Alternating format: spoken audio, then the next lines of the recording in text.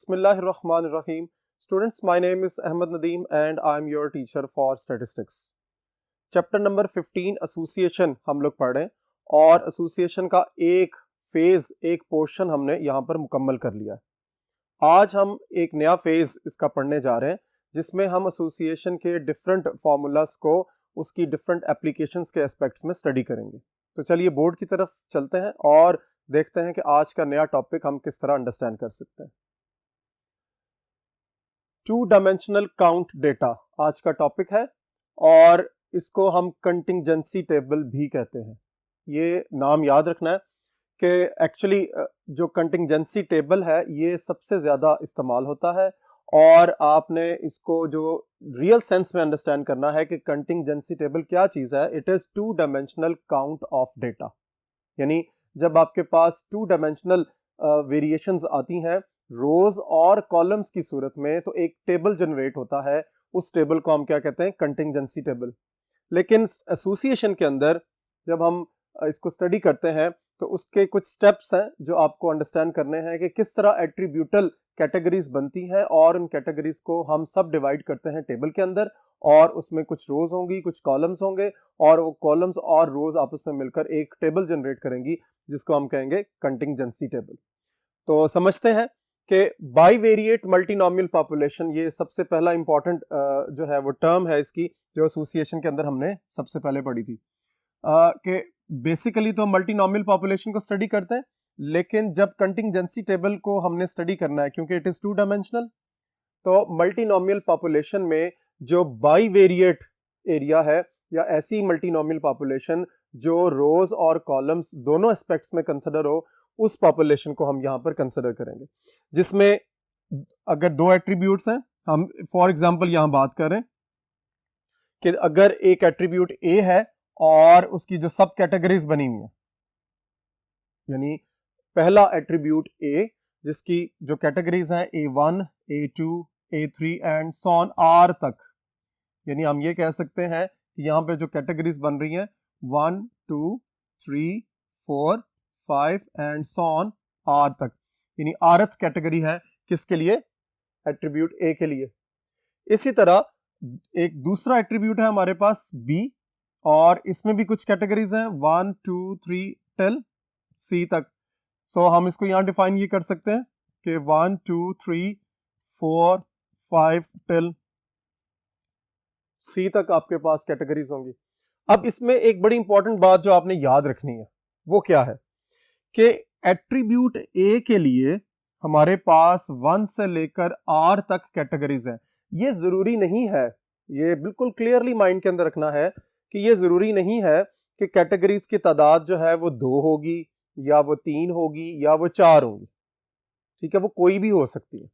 इसी तरह B attribute है, इसकी भी कैटेगरीज जो है वो 1 से लेकर C तक होंगी और ये भी जरूरी नहीं है। एक बात जरा इसको अच्छे तरीके से अंडरस्टैंड करना है कि आमतौर पर दो एट्रीब्यूट्स तो हमने ले लिए, लेकिन हर एट्रीब्यूट के अंदर फर्दर कितनी कैटेगरीज हैं, ये जो नंबर ऑफ कैटेगरीज हैं ये बराबर होना भी जरूरी नहीं है।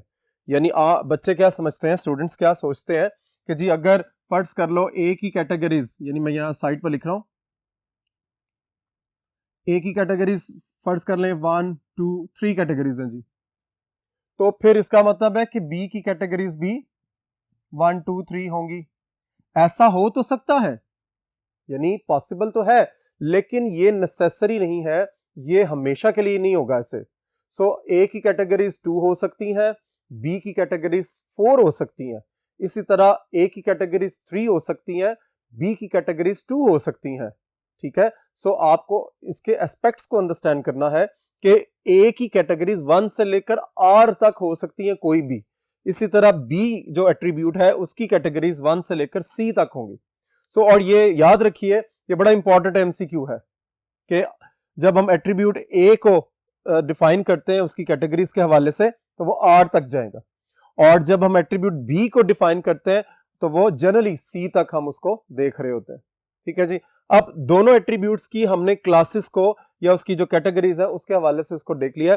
अब हम ये कहते हैं कि जब ये दोनों एट्रीब्यूट्स जिसमें R कैटेगरीज है A के लिए और सी कैटेगरीज हैं बी के लिए, अगर आपके पास ये सिचुएशन एग्जिस्ट कर रही है, तो फिर वो जो फ्रीक्वेंसी टेबल जनरेट होगा उसका जो ऑर्डर होगा वो R बाय C होगा। यही वाली बात अभी मैं आपसे यहां पे शेयर कर रहा हूं कि in the class of two attributes, जिसमें एक A एट्रीब्यूट है एक B एट्रीब्यूट है, इन दोनों एट्रीब्यूट्स की क्लासेस या कैटेगरीज जो फर्दर बनी हुई है इसी के एस्पेक्ट में होगा। यानी दिस फॉर A, यानी A को जब भी हमने देखना है R के एस्पेक्ट्स में देखना है, और B को जब भी हम देखेंगे वो किसके एस्पेक्ट्स में देखेंगे, वो C के एस्पेक्ट्स में देखेंगे। So R by C, this is not R multiply by C, याद रखिए, ठीक है। सो R बाय C, जिस तरह हम मैट्रिसेस में पढ़ते थे, अगर आपको याद हो मैट्रिसेस में क्या होता था, मैं एक छोटी सी एग्जांपल यहां पर लिखने लगा हूं, आप इसको अंडरस्टैंड करें जरा, क्योंकि मैथमेटिक्स और स्टैटिस्टिक्स का आपस में बहुत ज्यादा लिंक है, सो इसलिए हम मैथमेटिक्स की कुछ एग्जांपल्स भी यहाँ लाजमी पुटअप करते हैं, ठीक है। सो देखिए कि अगर फर्ज कर लें कि ये आपका एक मैट्रिक्स है, इसमें 3 रोज है और कॉलम्स की तादाद देखिए जरा वो 2 है, तो आप इसका ऑर्डर कैसे लिखते थे, आप इसको लिखते थे 3 बाय 2। सो ये मल्टीप्लीकेशन नहीं थी, ये just the description of rose and columns था। सिमिलरली यहां पर भी हम ऐसे ही करेंगे कि आपके पास अगर A के लिए R कैटेगरीज हैं, B के लिए C कैटेगरीज हैं, तो फिर हम उसका जो फ्रीक्वेंसी टेबल बन रहा है उसका ऑर्डर क्या होगा, R बाय C, ठीक है। अच्छा जी, हाँ ये जरूर हो सकता है कि हम टोटल ऑब्जर्वेशंस को यहां से डिफाइन कर सकते हैं, फाइंड कर सकते हैं। ये आपका इंपॉर्टेंट MCQ भी है, ठीक है। कैसे, फर्ज कर लें मैं ये कहता हूं कि A की कैटेगरीज हैं वो 5 है और B की जो दूसरा एट्रीब्यूट है उसकी कैटेगरीज हैं 4, तो टोटल नंबर ऑफ ऑब्जर्वेशंस, या वो जो हम यूं कह सकते हैं कि सेल की जो फ्रीक्वेंसीज हैं, वो जो अंदर टेबल के अंदर फ्रीक्वेंसीज जनरेट हो रही हैं, नंबर ऑफ फ्रीक्वेंसीज, हम ये कह सकते हैं कि नंबर ऑफ फ्रीक्वेंसीज जो है वो कितनी जनरेट होंगी, इसको हम ऑब्जर्वेशन के कॉन्टेक्स्ट में हम साथ में फ्रीक्वेंसीज भी कह सकते हैं। Total number of frequencies exists in the table, वो कितनी होंगी, 5 मल्टीप्लाई बाय 4, यानी 20 आपके पास जो है वो डिफरेंट वैल्यूज एग्जिस्ट करेंगी। फिर जाके हम ये कह सकते हैं कि उस पर्टिकुलर फ्रीक्वेंसी टेबल के अंदर Rth category for A and C category for B exist कर रही, ठीक है। नेक्स्ट बोर्ड की तरफ चलते हैं और इस टॉपिक को मजीद देखते हैं कि इसके अंदर क्या है। नेक्स्ट है आपके पास सेल फ्रीक्वेंसी।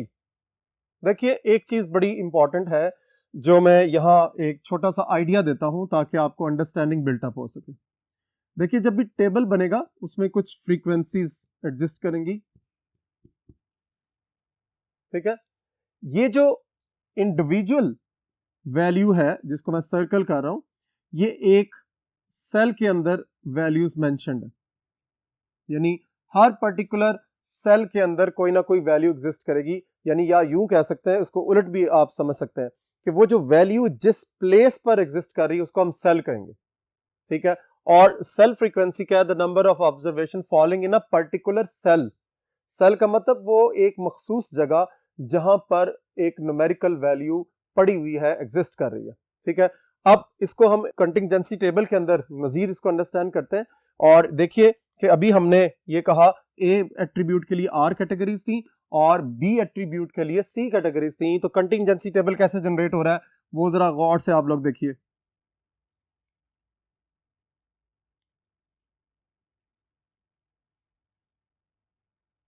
अब अगर यहां पे मैं ये कहता हूं कि यहां B एट्रीब्यूट है आपका, ठीक है, और यहां आपका A एट्रीब्यूट है, तो इसकी फर्दर कैटेगरीज जो बन रही हैं वो कैसे होंगी, जरा गौर से देखिए। दिस इज A1,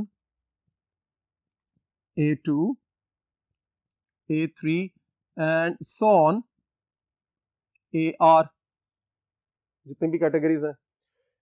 अगर B के हवाले से हम देखें तो ये B1, B2, B3 and so on B C, क्योंकि बी जो एट्रीब्यूट है उसकी कैटेगरी सी थी। अब ये क्या है जरा गौर से देखिए यहां पे, दिस इज योर A1B1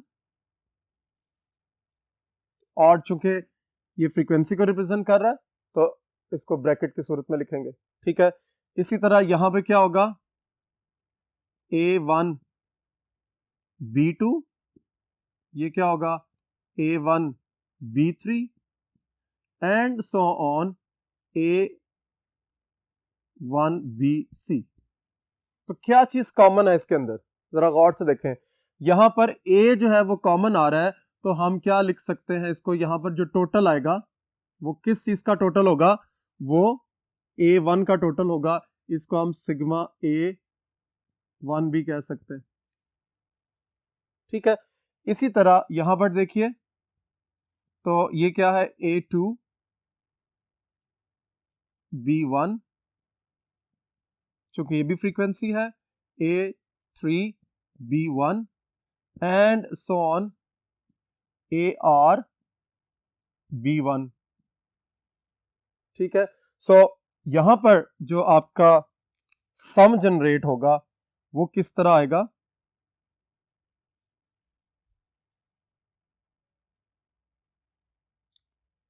इसका सम हम किस तरह डिफाइन करेंगे, this is the sigma B1। और इसकी जो सिंबॉलिक नोटेशन आती है वो कैसे आती है, आप इसको इस तरह लिख सकते हो, सिग्मा AI B1, या समटाइम्स इसको हम A डॉट से भी रिप्रेजेंट कर लेते हैं, या समटाइम्स और जो कैटेगरीज हैं हम डॉट BI भी कह देते हैं। डॉट का मतलब है कि यहां पर वेरिएशंस जो है बिल्टअप हो रही है। आपने क्या अंडरस्टैंड करना है एक्चुअली, मैं ये जिसकी आउटलुक यहां से देखिए, फिर डिफरेंट आउटलुक्स बन जाएंगी, टेबल यहां पर जनरेट आपका हो जाएगा, कुछ यहां पर वैल्यूज आएंगी। एक्चुअली मैं आपको समझाना ये चाह रहा हूं फ्रीक्वेंसी क्या है और सेल क्या है, ठीक है। तो याद रखिए ये जो सर्कल मैं कर रहा हूं, A1B1 the first cell of the contingency table, और A1B1 जो ब्रैकेट जो नंबर है that is the frequency, the number of observations following in a particular class, in a particular cell, ठीक है। सो क्लास भी हो सकती है लेकिन वो क्लास थोड़ा सा उसका एस्पेक्ट चेंज हो जाएगा, ठीक है। सो आपने याद रखना है कि number of observations following in a particular cell की अंडरस्टैंडिंग किस तरह बिल्टअप हो रही है, ठीक है। ये जहां पर ये मार्कर की टिप आ रही है इसको देखिए, this is the third cell of first row, यानी फर्स्ट रो जिसमें जो आपका एट्रीब्यूट A था उसकी फर्स्ट कैटेगरी थी, उसका थर्ड सेल ये है, और जो A1B3 के गिर्द ब्रैकेट लगी हुई है, this is showing the frequency of third cell. So इस तरह आपको सेल फ्रीक्वेंसी का कॉन्सेप्ट जो है वो यहां बिल्टअप होगा। अब आपको याद आ रहा होगा कि जब हम 2x2 कंटिंजेंसी टेबल, जो इससे पहले हमने टेबल्स एट्रीब्यूट्स के बनाए थे, उसमें यहां पर क्या होता था, यानी ये जो सेम लाइक दिस, सो बिल्कुल क्लियर होगा, ये टोटल नंबर ऑफ ऑब्जर्वेशन थी, यहां पर भी हम n को रिप्रेजेंट करते हैं, ओवरऑल टोटल हम जिसको हम कह सकते हैं। सो बिल्कुल क्लियरली अपने माइंड के अंदर रखना है कि एक्चुअली जो R/C कंटिंजेंसी टेबल है वो क्या शो कर रहा है, वो इस अंदाज में जब हम देखते हैं रो वाइज, जरा गौर से देखिएगा, रो वाइज देखिए, इस फर्स्ट रो के अंदर एक कैटेगरी 1 है, सेकंड रो के अंदर ए कैटेगरी 2 है, थर्ड रो के अंदर ए कैटेगरी कौन सी है, 3, ठीक है। इसी वजह से हमने आर को पहले लिखा, मतलब ये है कि वो ए को रिप्रेजेंट कर रहा है, और हम इसको यहां पे क्या कह सकते हैं, रोज भी कह सकते हैं, यानी R stands for rows and C stands for columns. देखिए गौर कीजिए, B1 this is your first column, B2 this is your second column, B3 is the third column, और कॉलम्स की तादाद कौन बता रहा है, C। सो अगर किसी जगह पर लिखा हुआ है कंटिंजेंसी टेबल ऑफ ऑर्डर 5/6,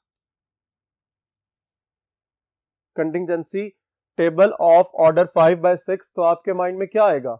आपके माइंड में फौरन आ जाएगा कि उस कंटिंजेंसी टेबल में रोज की तादाद 5 है और कॉलम्स की तादाद कितनी है? 6. This is your complete understanding regarding the R by C contingency table. ठीक है, अच्छा जी। अब एक चीज और भी यहां पर अंडरस्टैंड करनी है कि कंटिंजेंसी टेबल क्या है। Contingency table is the arrangement of attributal classes with sub categories. यानी जब हम एट्रीब्यूट को, जरा गौर से मेरी सेंटेंस को अंडरस्टैंड करना है, आपने अच्छे तरीके से मेरी बात सुननी है। क्या कि जब हम एट्रीब्यूट की सब क्लासेस को, ये सब जो है वो उर्दू वाला सब है, यानी ऑल क्लासेस या all categories of attributes are arranged in a particular table with their frequencies. यानी हम सब जितने भी आपके पास एट्रीब्यूटल क्लासेस हैं उनकी फ्रीक्वेंसीज आपके पास अवेलेबल है। उन फ्रीक्वेंसीज को जब हम किसी टेबल के अंदर अरेंज करते हैं, that table is known as contingency table, जिसमें R stands for rows and C stand for columns. ठीक है, सो R कॉलम्स और R rows and C columns के लिए हम कंटिंजेंसी टेबल को जनरेट करते हैं और इसी से फिर हमारे फर्दर एनालिसिस भी जनरेट होते हैं और हम आगे एनालिसिस की तरफ बढ़ते हैं। तो चलिए नेक्स्ट बोर्ड की तरफ और इस कॉन्सेप्ट को मजीद स्ट्रेंथन करते हैं।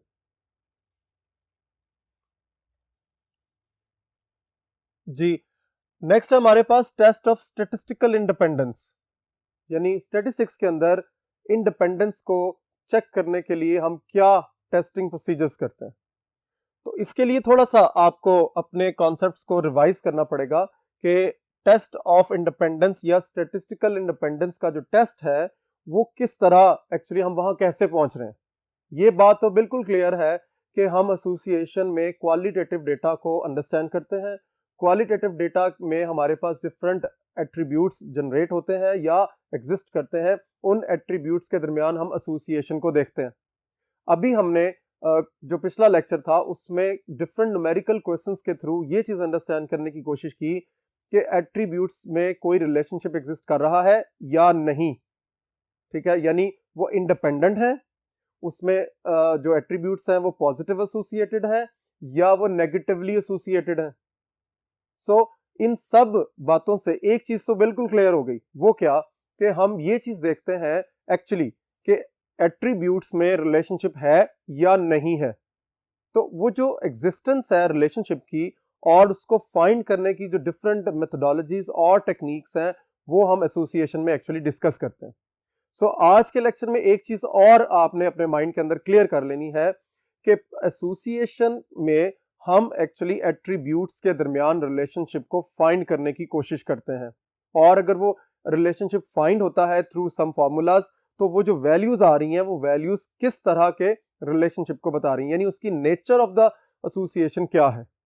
सो यही चीज यहां पर है कि जब हम एनालिसिस करते हैं बाइवेरिएट मल्टीनोमियल पॉपुलेशन को, यानी दो आपके पास एट्रीब्यूट्स होते हैं और आगे उनकी सब कैटेगरीज बनी हुई हैं। जिस तरह अभी मैंने बताया आपको कि हम कंटिंजेंसी टेबल में क्या करते हैं, ए और बी दो एट्रीब्यूट्स को जब हम देखते हैं और ए जो है हमारे पास आर कैटेगरीज है और बी के लिए सी कैटेगरीज है, तो एक टेबल जनरेट होता है फ्रीक्वेंसी का और जिसमें आर रोज और सी कॉलम्स होते हैं। उस पर्टिकुलर सिचुएशन में हम जब हम जा रहे हैं एसोसिएशन चेक कर रहे हैं, तो फर्स्ट स्टेप क्या होता है? फर्स्ट स्टेप ये होता है कि हम क्या करते हैं, हम उसका रिलेशनशिप देखते हैं। रिलेशनशिप देखते हैं कि वो किस अंदाज का है या है भी कि नहीं। यानी आप जरा स्टेप को आपने अंडरस्टैंड करना है कि पहला स्टेप ये है कि अबाउट द रिलेशनशिप एग्जिस्ट कर रहा है या नहीं कर रहा। सो हम ये भी कह सकते हैं कि we are concerning with the independence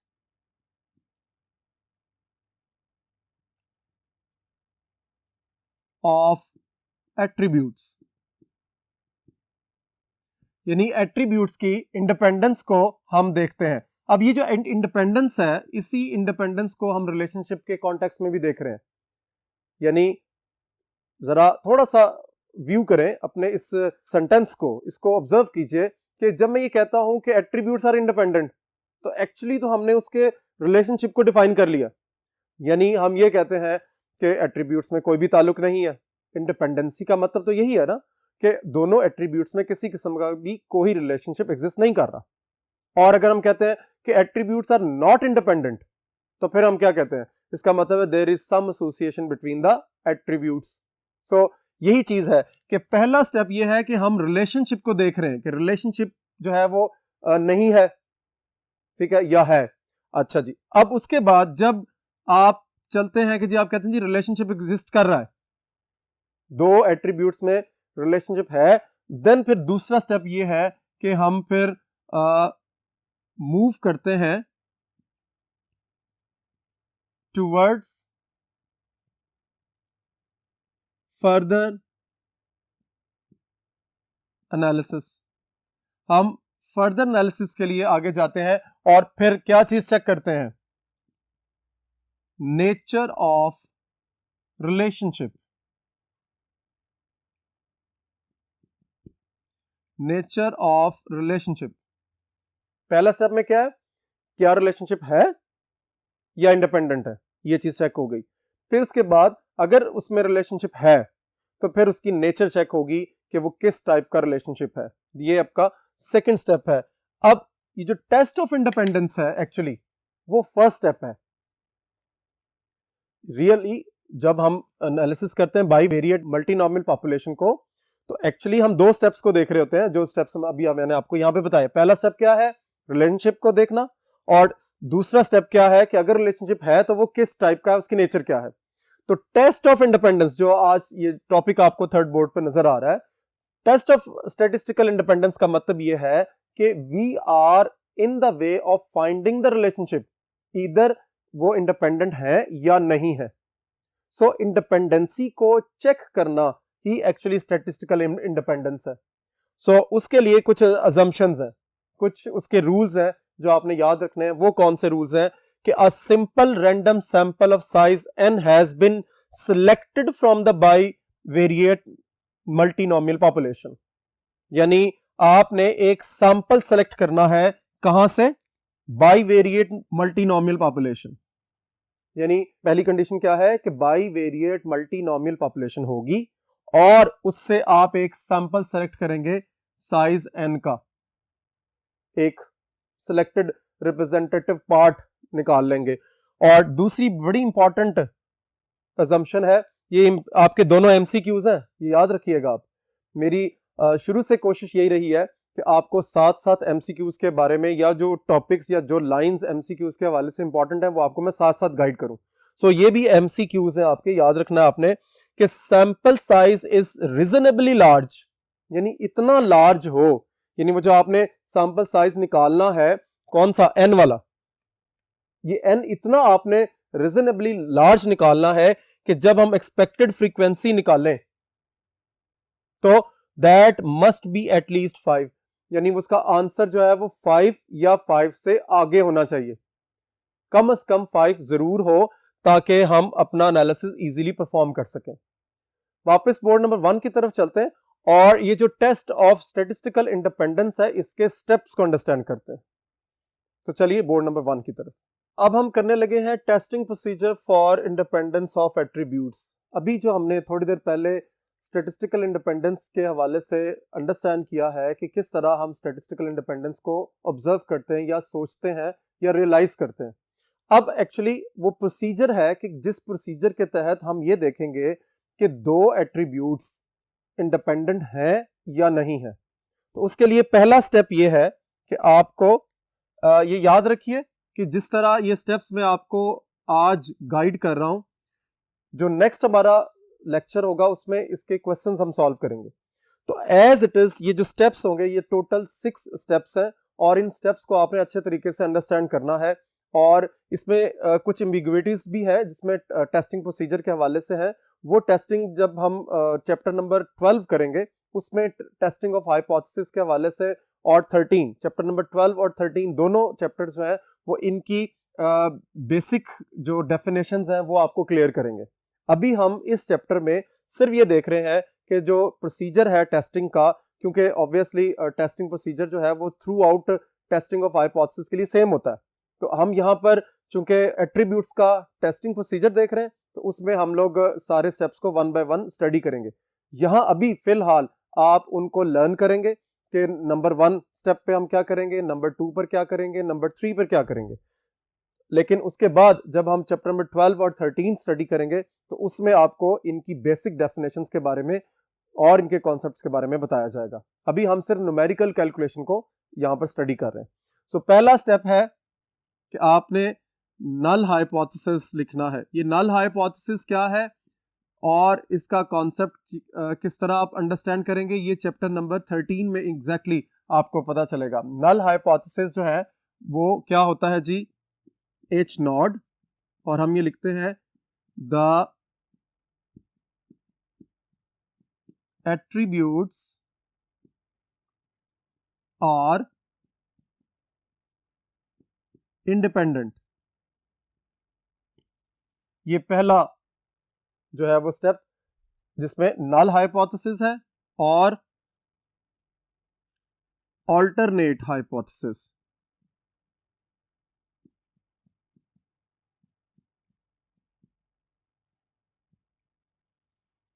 alternate hypothesis को हम H1 से डिनोट करते हैं और इसका जो आउटलुक है, इसकी जो स्टेटमेंट बनती है, that is attributes are not independent.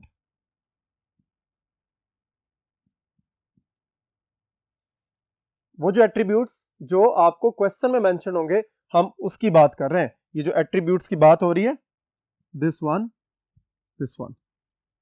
ठीक है, ये है आपका एक्चुअली स्टेप नंबर 1 जिसमें हमने H नॉट और H1 लिखना है। ये तो मैंने सिर्फ आपको गाइडेंस के लिए बताया कि एक्चुअली H नॉट और H1 क्या चीज है, the null and the alternate hypothesis.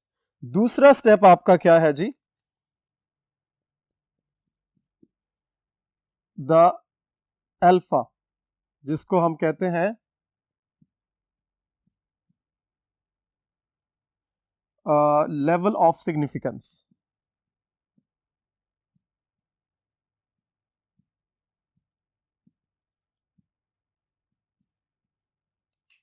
ठीक है, और आमतौर पर ये हम 5% चूज करते हैं। ठीक है, इसके बारे में भी चैप्टर नंबर 13 में हम डिटेल में डिस्कस करेंगे। अभी सिर्फ प्रोसीजरल कॉन्टेक्स्ट आपने याद रखना है कि प्रोसीजर कैसे होगा। नंबर 1 पर हम ये दो चीजें लिखेंगे, H नॉट H1, और नंबर 2 पर हम अल्फा की नोटेशंस देंगे, उसकी वैल्यू को डिफाइन करेंगे। आमतौर पर ये मेंशन होती है क्वेश्चन के अंदर, लेकिन अगर मेंशन नहीं है तो इसको आपने 5% हमेशा के लिए कंसिडर कर लेना है जब भी क्वेश्चन में मेंशन ना हो। तीसरा जो स्टेप है वो क्या है जी, फॉर्मूला। मैंने अभी आपको बताया कि टोटल 6 स्टेप्स हैं, आपने इसी तरह ये स्टेप्स याद रखने हैं। जो तीसरा स्टेप है वो फॉर्मूला है, और दिस इज काई स्क्वायर, यानी काई स्क्वायर जो टेस्टिंग प्रोसीजर के अंदर रिस्पॉन्सिबल है आपकी एट्रीब्यूट की इंडिपेंडेंस होने या ना होने के हवाले से। सो काई स्क्वायर एक फॉर्मूला है जिसके थ्रू हम ये चेक करते हैं कि एट्रीब्यूट्स जो है वो इंडिपेंडेंट है या नहीं है। सो काई स्क्वायर को कैसे लिखेंगे, इसकी आउटलुक क्या बनेगी, this is double summation O minus E square divided by E। ठीक है जी, डबल समेशन है ये। O stands for observed frequencies. Observed frequencies का मतलब क्या है, जो आपको डेटा गिवन है क्वेश्चन के अंदर, जो वैल्यूज जो फ्रीक्वेंसीज गिवन होंगी उनको हम कहेंगे ऑब्जर्व्ड फ्रीक्वेंसीज। और E क्या चीज है जी, एक्सपेक्टेड फ्रीक्वेंसीज। एक्सपेक्टेड फ्रीक्वेंसीज क्या है, जो आप कैलकुलेट करेंगे थ्रू ऑब्जर्व्ड फ्रीक्वेंसीज। ठीक है, अब नेक्स्ट बोर्ड की तरफ चलते हैं और अपने डिफरेंट ये जो स्टेप्स हैं 3 के बाद नेक्स्ट जो स्टेप्स आते हैं हमारे पास उनको अंडरस्टैंड करते हैं।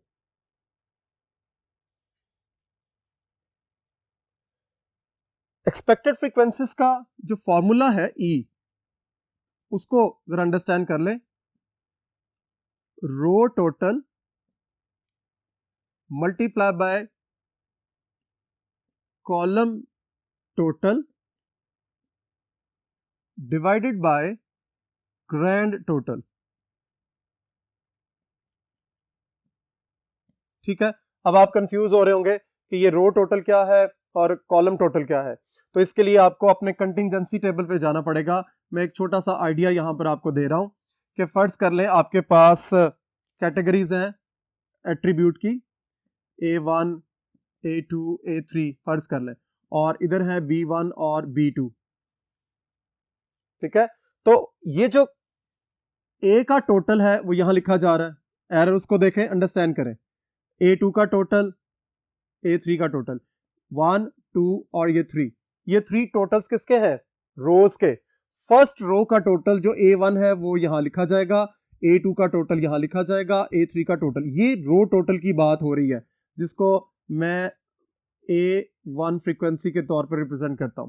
और यहां पर जब आएंगे column wise, this is column, ये एरो को अंडरस्टैंड करें, this is the total of first column.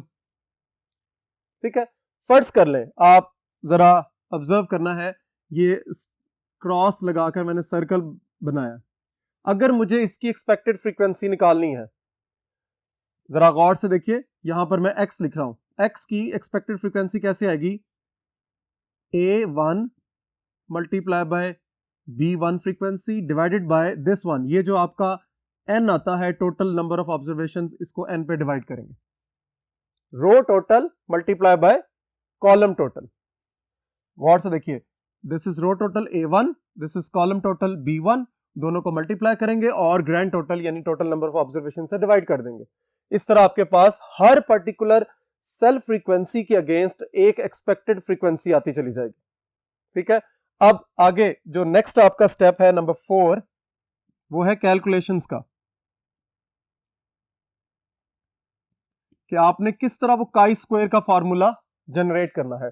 देखिए, आप सबसे पहला कॉलम जनरेट करेंगे ओ का, जिसको हम कहते हैं ऑब्जर्व्ड फ्रीक्वेंसीज, जो आपको टेबल के अंदर गिवन होंगी क्वेश्चन के अंदर।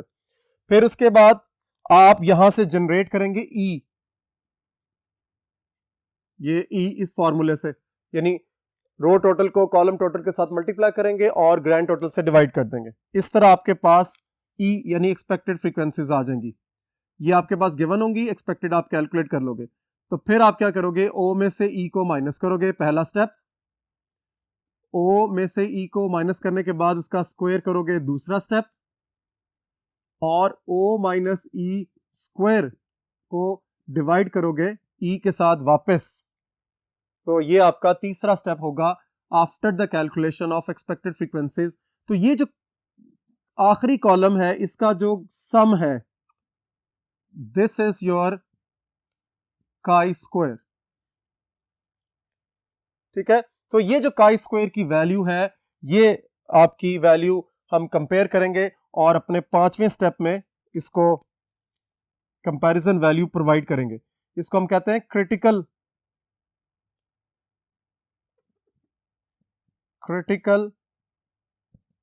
रीजन। क्रिटिकल रीजन क्या चीज है? आपका एक ऐसा रीजन, एक ऐसा एरिया जो आपको इस काई स्क्वायर के हवाले से कंपैरिजन में आपकी हेल्प करेगा। और वो क्या है जी? Reject H not if chi-square calculated is greater than or equals to chi-square v into 1 minus alpha। यानी ये जो कैलकुलेटेड वैल्यू है, एक्चुअली ये ही आपका, इसको हम chi-square c भी लिख सकते हैं। ठीक है, इस वैल्यू का कंपैरिजन होगा ये टेबुलर वैल्यू के साथ। ये एक्चुअली जिसको मैं नीले मार्कर के साथ इसको सर्कल कर रहा हूं, this is your tabular value. इस वैल्यू को हम इस वैल्यू के साथ कंपेयर करेंगे। अगर वो वैल्यू कैलकुलेटेड वैल्यू बड़ी हो जाए तो हम एच नॉट को रिजेक्ट करेंगे। फर्स्ट स्टेप, कैलकुलेशन का फर्स्ट स्टेप है एच नॉट लिखना। यानी अगर कैलकुलेटेड वैल्यू बड़ी हो जाए तो हम एच नॉट को रिजेक्ट कर देंगे, मतलब हम इंडिपेंडेंस को रिजेक्ट कर देंगे, यानी नॉट इंडिपेंडेंस को एक्सेप्ट करेंगे। सो ये जो कैलकुलेशन है इसका आउटलुक आपको इस लेक्चर में अंडरस्टैंड करना है, ठीक है। लास्ट स्टेप है step number 6, this is conclusion. यानी जब आप रिजेक्शन और एक्सेप्टेंस कर लेंगे तो फिर कंक्लूजन क्या किया, क्या एट्रीब्यूट इंडिपेंडेंट है, क्या एट्रीब्यूट इंडिपेंडेंट नहीं है। इन दोनों में से हमने फैसला करना है इसकी बेस के ऊपर। ये जो टेबुलर वैल्यू है, ये याद रखिए, ये वही अल्फा है जो स्टेप नंबर 2 में हमने लिखा था। और v को आप कैसे कैलकुलेट करेंगे, यहां पर मैं मेंशन कर देता हूं, v is equal to r minus 1 multiply by c minus 1। और ये आपको याद रखना है, r स्टैंड्स फॉर रोज और c stands for columns. So steps याद रख लीजिए, 6 स्टेप्स हैं आपके टेस्ट ऑफ इंडिपेंडेंस के। नेक्स्ट लेक्चर में ये सारे स्टेप्स इस्तेमाल होंगे, और अगर आपको ये लेक्चर क्लियर है तो आप कैलकुलेशन कर सकते हैं, वरना आप कैलकुलेशंस नहीं कर सकते। इन स्टेप्स को नेक्स्ट लेक्चर के लिए बहुत अच्छे तरीके से याद कर लें। टोटल 6 स्टेप्स हैं। इंशाल्लाह जो सारे के सारे स्टेप्स हैं नेक्स्ट लेक्चर में 1 बाय 1 यूज होंगे और हम इनकी कैलकुलेशंस को परफॉर्म करेंगे। इंशाल्लाह नेक्स्ट लेक्चर में मुलाकात होगी। अल्लाह हाफिज।